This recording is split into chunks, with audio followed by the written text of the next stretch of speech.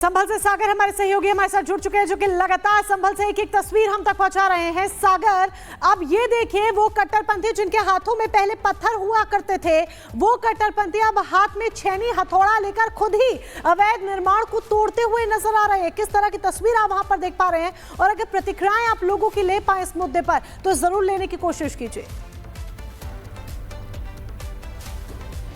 देखिए बिल्कुल मोनिका, अगर हम बात करें तो सुनहरी मस्जिद का वो एरिया जो देखिए कहा जा रहा है कि अतिक्रमण के दायरे में आया, वहां खुद मस्जिद कमेटी के लोगों से जब हमने बातचीत की तो उन्होंने कहा कि हाँ, इसको खुद ही अब हम तोड़ने लगे ताकि प्रशासन जो है इस मस्जिद के उस ढांचे को ना गिराए जो अतिक्रमण के दायरे में आता है। वहां के लोगों का यह भी कहना है कि हम नहीं चाहते कि सरकार उनसे वसूली करे, प्रशासन वसूली करे, क्योंकि कहा गया जहां पर अगर किसी भी तरह का अतिक्रमण किया गया है तो उस पर प्रशासन बुलडोजर भी चलाएगा, उनसे वसूली भी करेगा। इस कड़ी में मस्जिद कमेटी की अच्छी पहल ये मानी जा रही है। लेकिन आखिर कौन से ऐसे लोग हैं जिन लोगों ने इसको लेकर याचिका भी दायर की, कई बार शिकायत की है, हिंदू संगठन के भी लोग यहाँ पर हमारे साथ हैं। कितनी और ऐसी यहाँ पर जमीनें, मस्जिदें जहां पर देखिए अवैध अतिक्रमण किया गया और अब लोगों में डर है कि यहाँ इसको अपने खुद से इस ढांचे को हम गिराएं।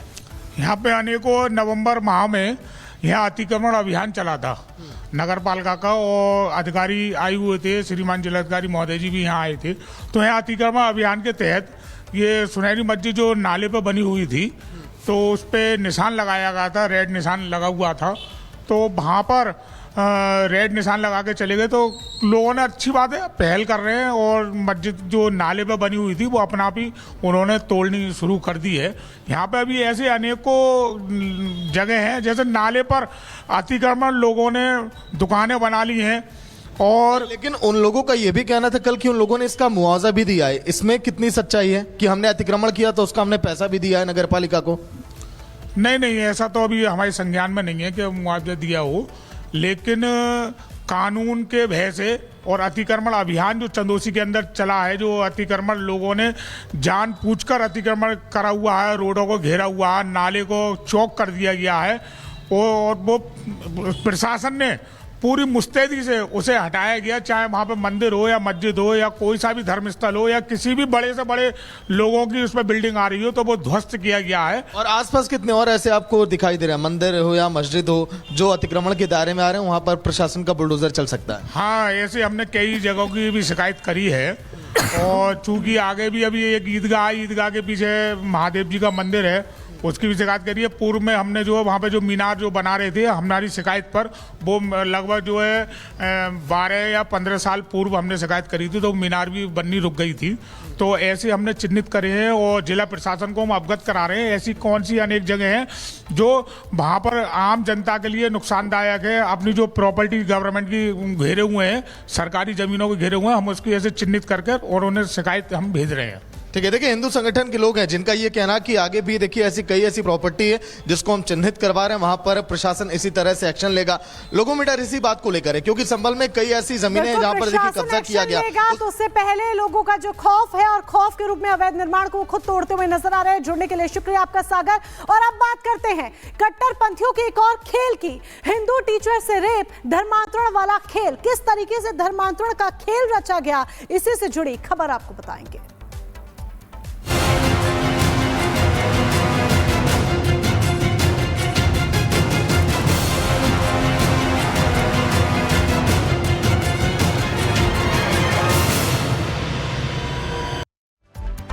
संभल में कट्टरपंथी बेशक एक कदम पीछे चले गए हैं, बेशक उनमें खौफ देखा जा रहा है, वो डर गए हैं, लेकिन कुछ जगह ऐसी भी हैं जहां पर कट्टरपंथी अभी भी एक्टिव मोड में है।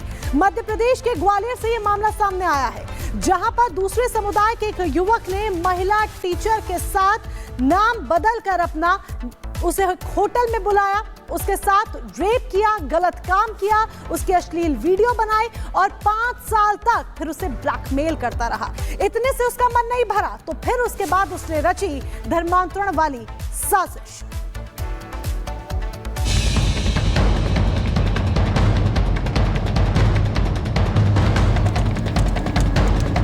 मुसलमान बन, तू कैसे भी करके मुसलमान बन, मेरे साथ बहुत गलत हो रहा है।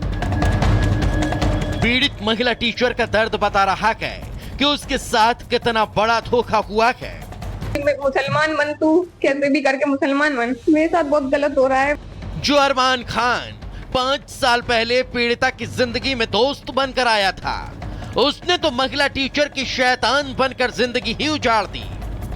महिला टीचर का आरोप है कि 5 साल पहले फेसबुक के जरिए उसकी अरमान नाम के लड़के से दोस्ती हुई थी।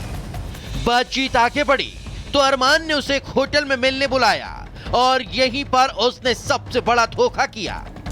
पीड़िता के मुताबिक अरमान ने उसे कोल्ड ड्रिंक में नशीला पदार्थ मिलाकर पिला दिया और जब वो बेहोश हो गई तो अरमान ने उसके साथ संबंध बनाए और अश्लील वीडियो बना लिया। अरमान का असली खेल यहीं से शुरू हुआ। अरमान ब्लैकमेल करने लगा और वीडियो वायरल करने की धमकी देकर 5 साल तक महिला टीचर से दुष्कर्म करता रहा। अरमान की पोल तो 5 साल बाद तब खुली जब अरमान अपने चाचा जाकिद खान के साथ मिलकर महिला को धर्मांतरण कराने के लिए ले जाने लगा। महिला टीचर ने शोर मचा दिया और आखिरकार अरमान पकड़ा गया। जबकि साजिश में शामिल अरमान का चाचा जाकिद खान मौका देखकर भाग निकला। युवती की रिपोर्ट पर से जो है दुष्कर्म व अन्य धाराओं का अपराध पंजीबद्ध किया गया व मध्य प्रदेश धार्मिक स्वतंत्रता अधिनियम धारा 5 का अपराध पंजीबद्ध किया गया। प्रकरण की गंभीरता को देखते हुए आरोपी जो मेन एक्यूज्ड है जिसने युवती के साथ में दुष्कर्म किया उसको डबरा पुलिस ने गिरफ्तार कर लिया है, उससे पूछताछ कर रहा है। और जो उसका चाचा है जिसने धमकी दी थी और धर्मांतरण के लिए बोला था उसके लिए पार्टी रवाना की गई है, उसको भी जल्दी जल्दी गिरफ्तार कर। जिस तरह से हिंदू लड़कियों को टारगेट करने की साजिश रची जा रही है उससे हिंदू संगठन के लोग खासा नाराज हैं। ग्वालियर में हिंदू महिला के साथ रेप और धर्मांतरण वाली साजिश का खुलासा होने के बाद संस्कृति बचाओ मंच के चंद्रशेखर तिवारी की तरफ से प्रतिक्रिया सामने आई। उन्होंने आरोपी अरमान और उसके चाचा के घर पर बुलडोजर चलाने की मांग कर डाली। पुलिस प्रशासन से मांग करता, शासन से मांग करता कि उसके घर पर बुलडोजर चलना चाहिए, उसके खिलाफ कड़ी से कड़ी कार्रवाई होनी चाहिए। हम ये मांग करते हैं कि इनको जनता के हवाले सौंप देना चाहिए। पुलिस ने पीड़िता की तहरीर पर कार्रवाई शुरू कर दी। अरमान को गिरफ्तार कर लिया है और अब आगे की कार्रवाई जारी है। Bureau report, Republic Bharat.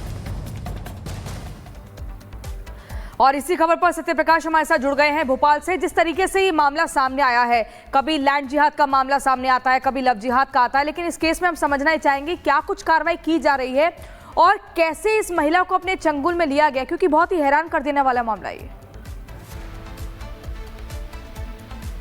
बिल्कुल, देखिए ग्वालियर से ये सनसनीखेज मामला सामने आया है जहां पर कि एक हिंदू महिला शिक्षक जो है उसके साथ न सिर्फ रेप किया जाता है बल्कि उसे धर्मांतरण के लिए मजबूर किया जाता है। 5 साल पहले सोशल मीडिया के जरिए महिला शिक्षिका जो है उसकी दोस्ती अरमान नाम के युवक से हुई थी। इसी का फायदा उठाकर उसने पहले कोल्ड ड्रिंक में नशीला पदार्थ पिलाकर उसके साथ दुष्कर्म किया, उसके अश्लील वीडियो बनाए और इन्हीं वीडियो के आधार पर लगातार उसे परेशान करता रहा, उसका शोषण करता रहा। हद जब हो गई जब आरोपी ने अपने चाचा के साथ मिलकर इस महिला को बाइक पर जबरन ले जाकर किडनैप कर, कह सकते हैं कि किडनैप करते हुए से धर्मांतरण के लिए ले जाने की कोशिश करी और महिला ने कूदकर अपनी जान बचाई और इनके चंगुलों से बची। इसके बाद हिंदुवादी संगठनों के साथ ये महिला थाने पहुंची, अपनी पूरी आपबीती बताई, किस तरह से परेशान किया जा रहा था। 5 साल से न सिर्फ उसका शोषण हो रहा था बल्कि उसे तरह तरह से टॉर्चर किया जा रहा था कि वो हिंदू धर्म छोड़ दे, धर्मांतरण कर ले। और इसी कड़ी में जब महिला की गुहार के बाद पुलिस एक्शन में आती है, पुलिस ने इसमें न सिर्फ रेप का बल्कि धार्मिक स्वतंत्र अधिनियम जो धर्मांतरण की धारा है उसके तहत केस दर्ज कर लिया है। एक आरोपी को गिरफ्तार भी कर लिया है, लेकिन जो आरोपी का चाचा है जो कि ज्यादा फोर्स कर रहा था धर्मांतरण के लिए इस महिला को, जिसके चलते उसे किडनैप करके बाइक पर ले जाने की भी कोशिश की लेकिन उसने कूद के जाना चाहिए। जिस तरीके से आरोपी का चाचा अभी भी फरार चल रहा है और उसकी संलिप्तता भी इस पूरे मामले में मानी जा रही है, उसे संलिप्तता उसकी भी देखी जा रही है। क्या इसके किसी संगठन से भी तार जुड़े हुए हैं? कुछ ऐसी खबर निकलकर सामने आ रही है किसी के बहकावे पे ये चल रहे थे? देखिए, फिलहाल इस घटनाक्रम के बाद हिंदुवादी संगठनों ने विरोध तो जताया है। उनका कहना है कि उस आरोपी के ठिकानों पर बुलडोजर चलना चाहिए या फिर उसे जनता के हवाले कर देना चाहिए। दूसरी तरफ बात जो आप किसी षड्यंत्र की कर रहे हैं तो अक्सर जो इस तरह के मामले आते हो, चाहे वो गरबा पंडालों के मामले हो, चाहे वो किसी भी हिंदुओं के तीज त्योहार की बात हो जहां पर कि मुस्लिम युवक साजिश के तहत घुसते हैं। कई ऐसे केस आते हैं जहां पर कि वो पहचान छुपाकर पहले दोस्ती करते हैं और उसके बाद इस तरह से इसी तरह के सेम पैटर्न के केस सामने आते हैं। तो कई बार ऐसा जो लव जिहाद या इस तरह की कहानियां होती होती हैं, जो खबरें आती हैं, उसमें षड्यंत्र की बू जरूर आती है। पुलिस इन्वेस्टिगेट भी करती है कि क्या इसमें जो आरोपी है उससे किसी तरह से फंडिंग हो रही थी हिंदू लड़कियों को या हिंदू महिलाओं को टारगेट करने की, या बाकी चीजें हैं। ये इन्वेस्टिगेशन का पहलू है और इन्वेस्टिगेशन के बाद उसमें इस तरह के खुलासे हो सकते हैं कि क्या टारगेट करके एक हिंदू महिला जो टीचर है, बिल्कुल अरमान को जेल हो चुके एक आरोपी फरार है। सत्य विजय, आपका बहुत बहुत शुक्रिया हमारे साथ जुड़ने के लिए। इसी बीच राजधानी दिल्ली की अगर हम बात करें तो अब से कुछ देर बाद चुनावों की तारीख का ऐलान हो जाएगा और ये पता लग जाएगा कि कितने चरण में दिल्ली में चुनाव होंगे, कौन सी तारीख को होंगे। थोड़ा सा इंतजार करना होगा, लेकिन आपको बता दें इस बार जो चुनावी दमखम है वो हिंदुत्व